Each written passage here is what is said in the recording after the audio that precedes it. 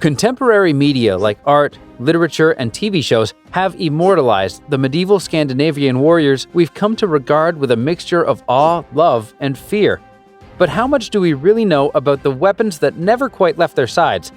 From their valued swords to their deadly axes, weapons were as much a part of the Vikings' lives as cell phones are to ours. They carried them around during the day, kept them close by at night, and used them in case of emergencies, which was always. In this video, we'll stroll down history lane and uncover the 10 most common weapons used by the Vikings in battle. So grab a helmet and a shield, because if there's one thing historical drama series have taught us, it's that the Vikings don't pull any punches. Welcome to Untold History Guy, where you can find fun, fascinating, and sometimes shocking chronicles of history. Join us as we journey back and uncover the untold truths of the past. Swords. Yes, the Vikings wreaked havoc across Europe during the Viking Age, but at least their use of swords attests that they did so with class and style, not that the raiding had anything to do with fashion or etiquette. Double-edged and inlaid with precious metals and intricate designs, the Viking sword not only drew blood in the battlefield, but it also drew the lines that separated the elite from the common men. Although these swords gleamed with sharp edges and golden hilts, it was the promise in their names that actually aroused terror in the Vikings' opponents. What would you do when you learned that a sword you simply thought as a weapon actually went by the name Wrath? Because for me, I don't think my legs would be able to keep up with how fast I'd hightail it out of there. Swords were passed down through generations, and from the moment a Viking received one, he never parted from it in his waking or sleeping moments. Given the way enemies kept on creeping up on them regardless of the time or circumstance, I'd bet the Vikings were closer to their swords than they were to their wives. Dane Axes. If you're wondering why the Vikings were sometimes referred to as savages in the Viking Age, you should see how they hacked away at their enemies like they were pieces of wood, and then thank God you were born centuries after their reign was over. Axes were both weapons and tools, as Vikings used them in battle and construction. The Dane Axes, which were popular among the Danish Vikings, were specifically used in battle. To ensure they were light yet deadly, they had thin blades and were set on a 1-meter shaft that could be wielded with both hands. Although they were simple and utilitarian, the Dane Axes caused devastating damage on the battlefields as the Vikings swung or threw them with head-splitting force against their enemies. Bearded Axes.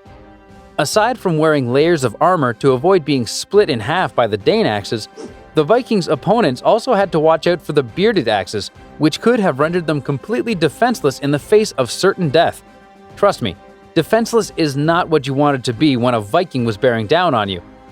The bearded axes featured mean, hook-like axe heads that the Vikings used to perform nasty tricks against their enemies.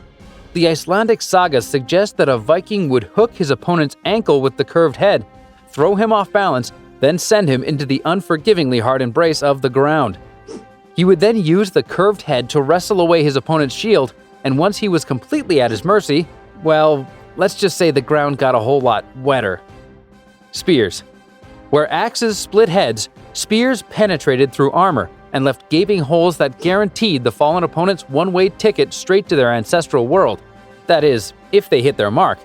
If the spears missed, as it was sometimes the case when used in long-range attacks, then the Vikings could end up in Valhalla sooner than they'd planned because their opponents knew a little something about giving them a taste of their own medicine. Spears were associated with Odin, the god of war, making them the most common weapons used by Vikings in battle. Some Icelandic sagas tell stories where the Vikings threw spears over the heads of their enemies before the start of battle, just like their god Odin did in the first battle ever. The longest, lightest, and narrowest spears were thrown for long-range attacks, while the shortest and heaviest ones were designed for thrusting during close-range combat. Bows and arrows. Going toe-to-toe against the Vikings was a feat better survived with a layer or two of heavy armor. Given their military prowess when using bows and arrows, any slack on their opponent's part, and they ended up with more arrows than teeth sticking out of their bodies in less than a minute. Clearly, the Vikings preferred getting straight to the point. Unlike the Europeans, who associated the bow and arrow with low ranks because it was weak and cheap, it was a valued weapon among the Vikings, and it was used by many noblemen. The bow and arrow always marked the beginning of battle, as the Vikings used them to take down most of their enemies before alighting from their ships. The Vikings' shooting mechanism is still a wonder in modern culture because they held the bow to their chest instead of their chin as it is nowadays. Shields. The Vikings were most certainly fearless and ruthless, but believe it or not, they also had a real knack for protecting themselves during battle. Their choice of thin wooden shields, however, begs the question of whether they really trusted anything other than themselves to keep them alive during battle. As famous voyagers, the Vikings also required shields to protect them from storms by putting them on the sides of their ships. There is, however, a never-ending debate among historians about the materials used to make the shields. Popular historical discoveries reveal that the shields were made about 70 to 95 centimeters in diameter. Each Viking presumably made his own shield according to his desired shape, size, and fighting technique. The size was a crucial aspect, as the shield had to strike a balance between not being too big to slow down the warrior or too small to risk exposure. Knives. You could try and take away a Viking's life, but you would definitely find yourself looking down at your dead body if you dared to take away his knife. The Vikings usually fought with a heavy, machete-like knife called a sax, and if the words heavy and machete-like didn't trip up your heart, you're probably of Viking ancestry. The Vikings are also associated with a simple, single-edged knife that could be owned by everyone, including slaves. It was called a hnifer, and it was mostly used in hunting and other day-to-day utilities. Archaeologists have discovered this type of knife in several Viking burial sites of men, women, and children. Although the simple single-edged knives were common in Scandinavia, historians associate the larger seeks with Viking settlements in medieval Ireland and England. Slings. You'd think that a sling was too tame a weapon for the bloodthirsty and barbaric Vikings, and you'd probably be right. But when it was targeted against an unarmed opponent at close range, the sling became a deadly weapon that could crack skulls and break bones. You should most definitely never try this at home. The Vikings used small, rounded stones that they collected from the seashore or riverbeds.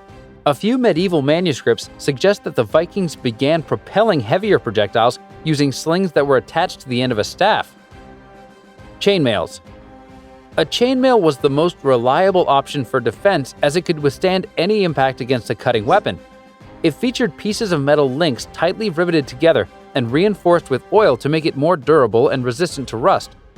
Chainmail was a big help against sword, spear, or arrow attacks, but they couldn't help defend the Vikings against the crushing effects of the weapons.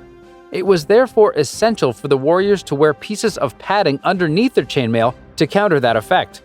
The padding was made by sewing fleece or wool between two pieces of felt leather or linen. During extremely sunny days, the Vikings preferred comfort over protection, and they often left their chainmail aboard their ships. Soaking in sweat might seem like a safer option when exposing their chest to weapons, but the Vikings weren't keen on making an already life-threatening situation uncomfortable. Maces.